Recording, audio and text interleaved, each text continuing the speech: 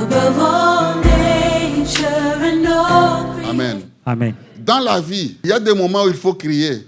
Crier pas comme un moineau, mais crier à Dieu, le Dieu qui entend nos prières. Ne laisse pas l'oppression t'anéantir.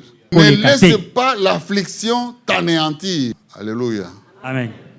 Ce que David ne nous dit pas dans ce psaume-là, après avoir prié, parce qu'il s'adressait au Dieu qui écoute la prière. Après avoir prié, il y a un prophète du nom de Gad qui est allé vers lui. David, après avoir prié plusieurs jours, Dieu a entendu. Il envoie le prophète Gad.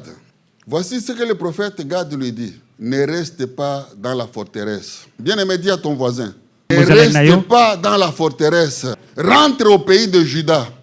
Dans la forteresse, il est difficile que vous puissiez réaliser les desseins de Dieu sur vous. Ne reste pas dans la forteresse. Rentre au pays de Juda.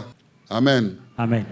Tous les grands personnages de l'histoire de la Bible, c'est à partir de la forteresse que Dieu les a tirés. Rappelez-vous l'histoire de cet homme qui s'appelle Joseph en Égypte. C'est de la prison à la gloire. Rappelez-vous de ces trois hommes, les amis de Daniel, dans la fournaise ardente. De la fournaise à la gloire. Si vous voulez que votre Dieu soit glorifié, ce n'est pas en restant dans la forteresse. Il est temps que tu puisses sortir de la forteresse pour entrer dans le pays de Juda. C'est là que ton Dieu va être glorifié. Tu as déjà les signes de la présence de Dieu en toi. Tu as déjà les signes de la victoire en toi. Ne reste pas dans la forteresse. Rentre dans le pays de Juda. Que Dieu bénisse sa parole.